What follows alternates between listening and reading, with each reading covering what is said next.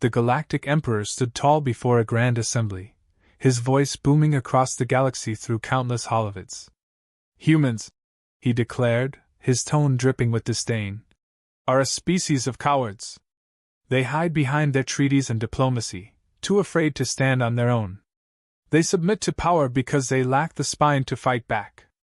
Today, the Galactic Empire reaffirms its dominance by claiming their pitiful colony of Cestus IV as our rightful territory." The Emperor paused, letting the words hang in the air like a taunt. Throughout the galaxy, beings from hundreds of species watched, some laughing at the proclamation, others indifferent to the fate of yet another subjugated race. Cestus IV, a human colony rich in minerals, had fallen weeks ago. The Empire's forces crushed its defenses with overwhelming might, enslaving its population to work in mines and factories. The propaganda machine wasted no time showcasing images of defeated humans to underscore the narrative of their weakness. On Cestus IV, the reality was far bleaker. Captured colonists, beaten and starved, were forced to toil under harsh conditions. Guards mocked them daily, deriding their humanity as frail and insignificant. Yet among the suffering, small acts of defiance persisted, whispers of resistance, hidden caches of supplies, and daring individuals who sabotaged equipment when no one was looking. Despite their oppression, the spirit of the colonists refused to be extinguished. On Earth, the Emperor's speech ignited a different kind of flame. In war rooms hidden beneath the surface of the planet, humanity's leaders gathered, their faces grim as they watched the broadcast. The United Defense Forces Supreme Commander, General Adrian Locke, switched off the holovid with a clenched fist. "Enough," he said, his voice cutting through the tense silence. "We've tried diplomacy. We've sought peace. They've taken it as a sign of weakness." Another official, Minister of Foreign Affairs Elise Marlowe, nodded. "The galaxy believes their lies. Every species watching that broadcast now sees us as cowards." Locke stood, his imposing figure casting a shadow over the table. "Then it's time to show them who we really are."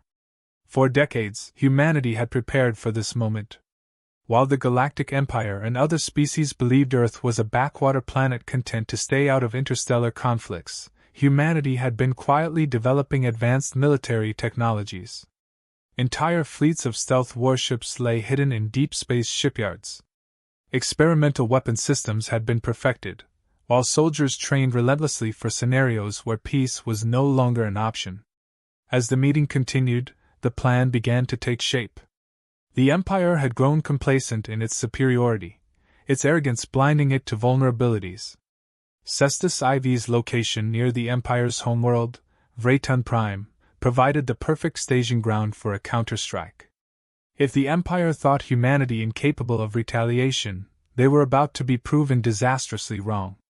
That night, across Earth and its allied colonies, the mobilization began.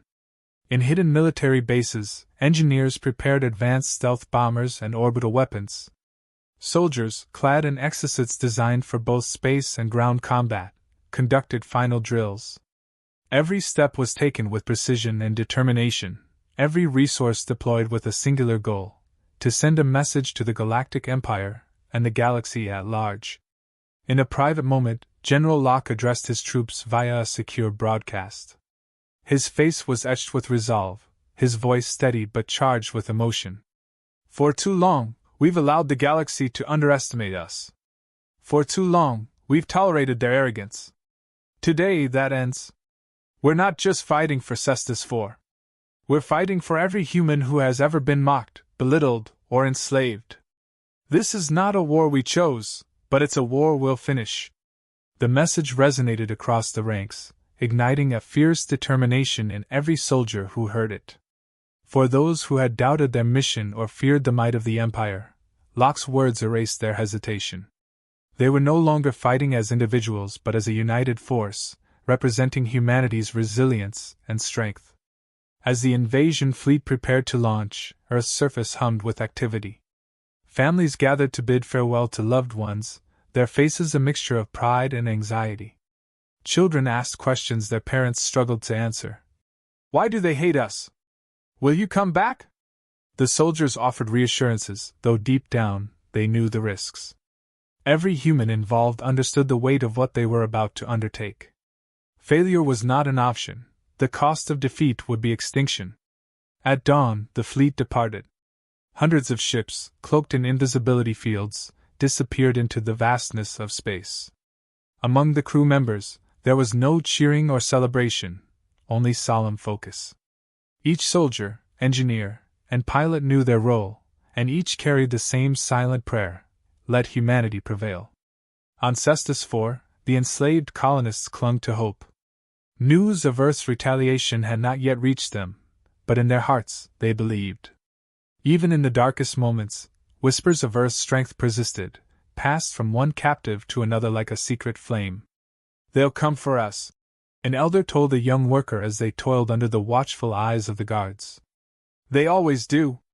For the Galactic Empire, the storm brewing in the shadows remained unseen. The Emperor, secure in his palace on Vraton Prime, reveled in his perceived victory. Surrounded by sycophants and advisors too fearful to challenge his authority, he was oblivious to the imminent reckoning. The galaxy had bought into his propaganda, but the humans had not. They were coming, and they were bringing with them a truth the Empire had refused to see: humanity was not weak. They were patient. And now, their patience had run out. The fleet moved silently through the void, its cloaked vessels undetectable by the Empire's vast sensor network.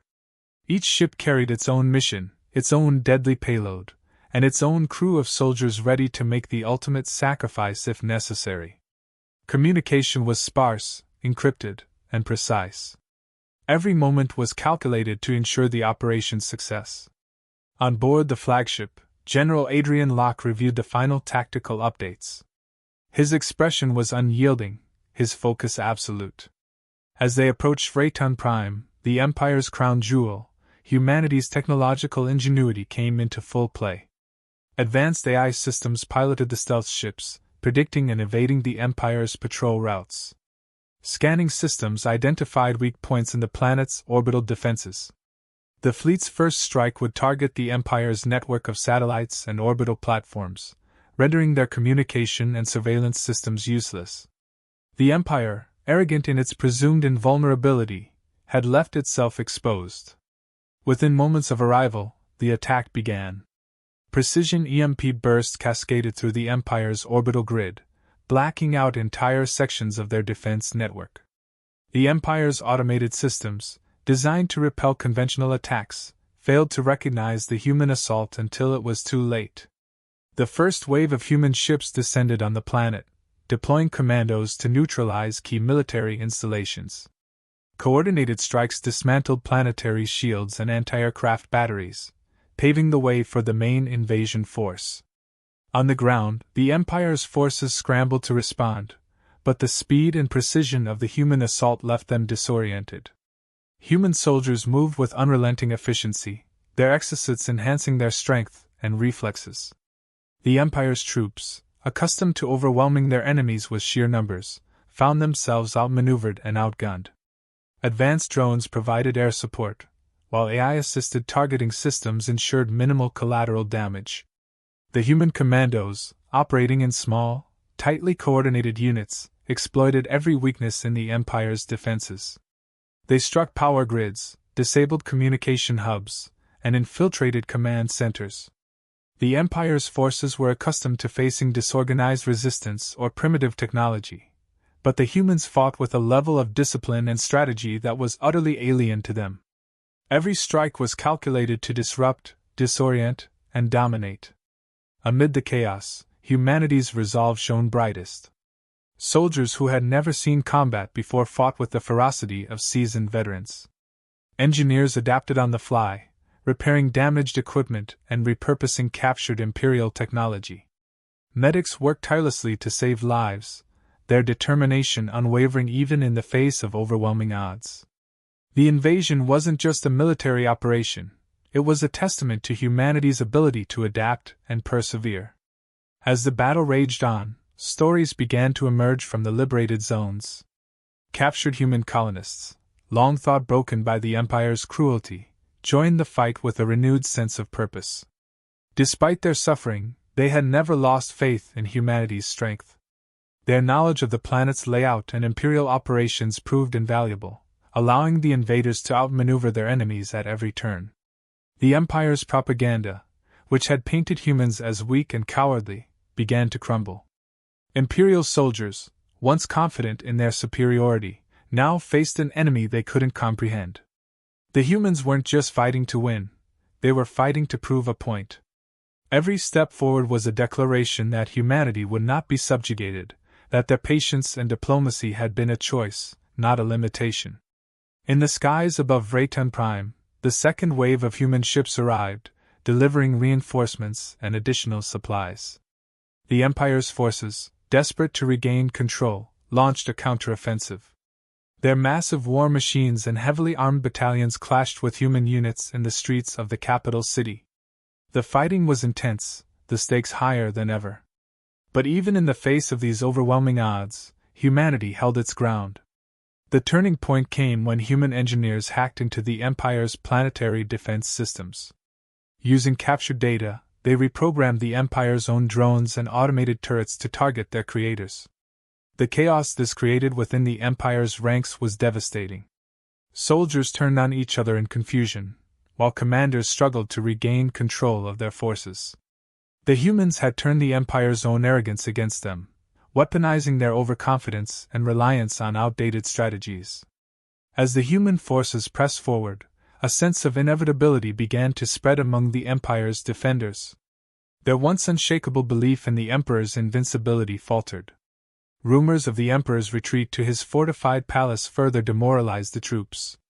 The humans, relentless in their advance, showed no signs of exhaustion or hesitation. By the time the capital city's outer defenses fell, the Empire's forces were in full retreat. The humans, however, did not pursue them blindly. Every move was deliberate, every decision guided by the ultimate goal, justice for the colonists, and a message to the galaxy. This wasn't about conquest or revenge. It was about proving that humanity's patience was not weakness but strength. The Empire had underestimated humanity for the last time. Their pride, their arrogance, their belief in their own supremacy, it all crumbled in the face of humanity's unyielding determination. As the final stage of the operation began, one thing was clear: the Galactic Empire was no longer the unstoppable force it had claimed to be. Humanity had risen, and they were not afraid. The palace loomed ahead, a massive structure of ornate spires and reinforced walls that symbolized the Galactic Empire's dominance. Its defenses, once thought impenetrable, were now silent. The human forces had breached the outer perimeter with precision strikes, their advance calculated to avoid unnecessary destruction while maintaining relentless pressure on the Imperial forces. Every step closer to the Emperor's throne was a testament to humanity's strategic brilliance and determination. Inside the palace, the Emperor paced in his gilded chamber, surrounded by his closest advisors and guards. His confidence had faltered, replaced by an edge of fear thinly veiled behind anger. "How could this happen?" he demanded. "They are nothing but primitives." His advisors remained silent, their usual sycophantic flattery replaced with downcast eyes. The reports from the battlefield had left no room for false hope. The humans were here, and they were winning. The Emperor ordered his elite guard to prepare for a final stand, believing his presence would rally the remaining Imperial forces. He underestimated how deeply humanity's attack had shaken his troops. The humans had not only dismantled their defenses but also shattered the myth of the Empire's invincibility. Soldiers whispered of advanced human weapons, tactics unlike anything they had seen, and a ruthless efficiency that left no room for error. As the human forces closed in, they broadcast a message to the entire planet, translated into every major language of the galaxy. General Locke's voice was calm and resolute. "People of Vrayton Prime, we are here not as conquerors but as liberators. The Galactic Empire has underestimated humanity for too long. This is not a war of aggression but a fight for justice. We demand the release of all enslaved peoples and the immediate surrender of the Emperor." The message echoed across the capital, reaching civilians and soldiers alike. For the citizens of Vrayton Prime, who had lived under the Emperor's rule for generations, it was a moment of revelation. The Empire, which had always claimed to be the galaxy's protector, was now exposed as vulnerable. Many began to question their loyalty, while others silently cheered for the humans' audacity. The human forces advanced through the palace with methodical precision, encountering fierce resistance from the Emperor's elite guard. These were the best-trained soldiers the Empire had to offer, but even they struggled against the humans' superior tactics and technology. Every hallway became a battlefield, every chamber a last stand. Yet the humans pressed on, their determination unshakable. Finally, they reached the throne room, a vast chamber adorned with gold and banners bearing the Empire's insignia. The Emperor sat on his throne, a defiant sneer on his face as his guards formed a protective line. "You dare to invade my palace?" he spat. "You dare to challenge the will of the Empire?" General Locke stepped forward, flanked by his officers. His expression was unreadable, his voice calm but firm. "Your will means nothing. Your empire means nothing. We're here to ensure that your tyranny ends today." The Emperor laughed, a hollow, desperate sound. "Do you think you've won? You may have destroyed my forces, but the galaxy will never follow your kind. You are insects compared to the glory of the Empire." Locke's response was measured. "Glory isn't built on the backs of slaves. Power isn't maintained through fear. The galaxy doesn't need to follow us. It only needs to see that even the mighty Empire can fall when it chooses arrogance over justice." The tension in the room was palpable as the two sides faced off. The Emperor, sensing the inevitability of his defeat, attempted to negotiate. "You've proven your point," he said, his tone shifting to one of forced calm. "Leave now, and I will grant your people autonomy. The galaxy will respect your strength." Locke shook his head. "Autonomy isn't yours to grant. Humanity was never yours to control. This ends with your unconditional surrender and the liberation of every colony you've enslaved." The Emperor's sneer returned. "You're no better than us. You come with your guns and your demands, pretending to be righteous. But you're just like every other species in this galaxy, hungry for power." Locke's eyes narrowed. "We didn't come for power. We came for justice." With a nod, he signaled his soldiers to disarm the Emperor's guards. The humans moved swiftly, subduing them without unnecessary violence. The Emperor, now alone and unprotected, stood from his throne in a final act of defiance. "You'll regret this," he hissed. "The galaxy will unite against you. They'll see you for the threat you are." Locke stepped closer, his voice low but firm. "Let them try. Humanity doesn't seek war, but we're not afraid of it. The galaxy will remember this day, not as the day humanity rose to conquer, but as the day we refused to be conquered." With that, the Emperor was taken into custody. The human forces secured the palace, ensuring that their actions were recorded and transmitted for the galaxy to witness. Every step of their mission was deliberate, every move calculated to send a clear message. Humanity's patience had limits, and those who crossed them would face the consequences. As the humans departed the throne room, their mission complete, the imperial banners were torn down and replaced with the flag of the liberated colony. The capital was now under human control, but it was not a symbol of conquest, it was a beacon of hope for the oppressed. The galaxy had seen the truth. Humanity was no longer a silent participant in interstellar politics. They were a force to be reckoned with, a species that valued justice over power and resilience over arrogance. The Emperor, once the most powerful figure in the galaxy, was now a prisoner.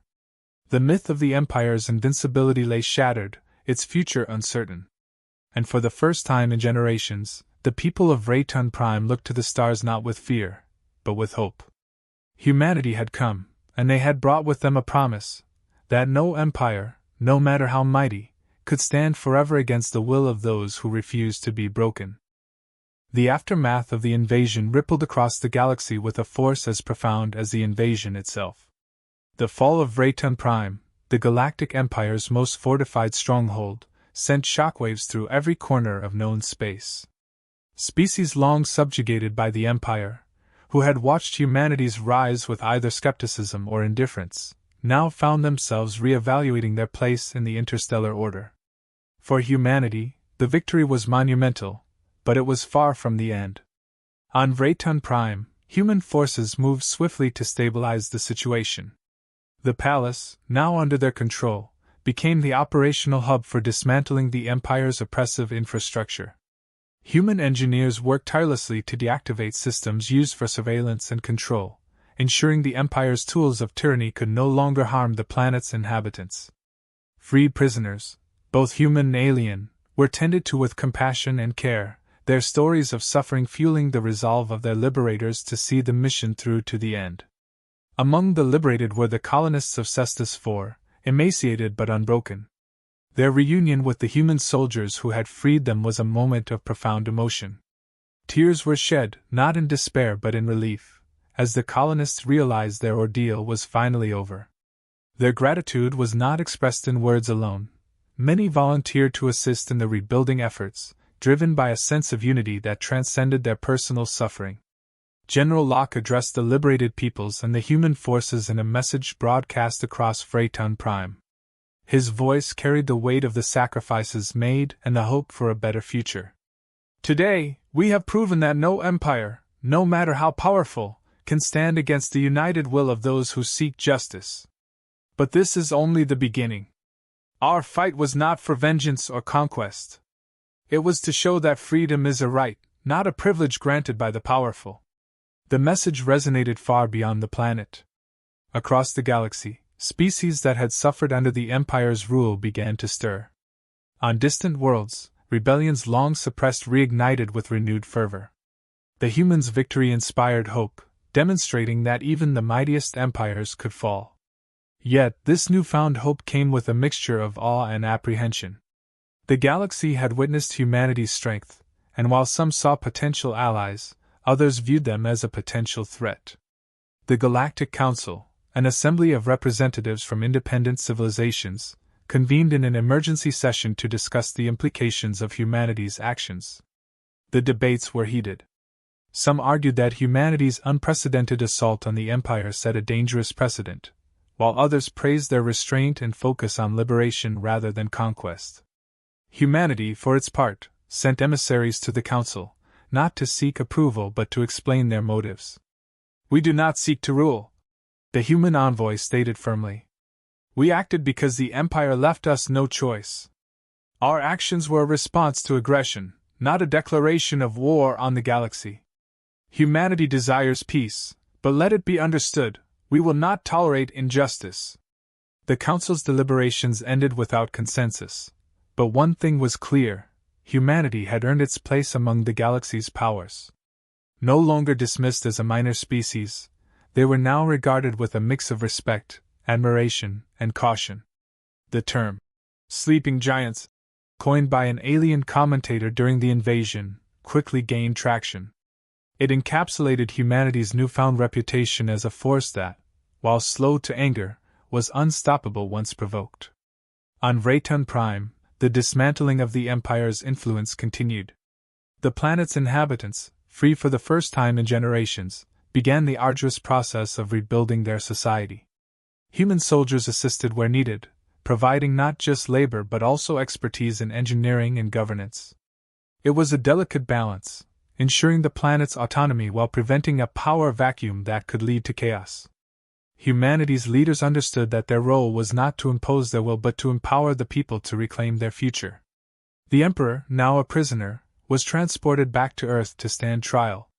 The decision sparked controversy across the galaxy. Some demanded that the Emperor be handed over to an impartial interstellar tribunal, while others argued that humanity had earned the right to mete out justice. On Earth, preparations for the trial became a global spectacle, with debates raging over how best to hold the Emperor accountable for his crimes. For the soldiers who had fought in the invasion, the return to Earth was bittersweet. They were hailed as heroes, but the cost of victory weighed heavily on them. Many had lost comrades in the battle, and the memories of what they had witnessed, both the horrors inflicted by the Empire and the sacrifices made to end them, were not easily forgotten. Humanity had emerged victorious, but it was a victory tempered by the knowledge of what had been lost along the way. As the trial of the Emperor began, humanity once again demonstrated its values. The proceedings were fair and transparent, a stark contrast to the Empire's legacy of oppression and fear. Witnesses from across the galaxy testified, their accounts painting a vivid picture of the Empire's atrocities. The trial was not just about holding one man accountable. It was about showing the galaxy a different way, a way rooted in justice and fairness.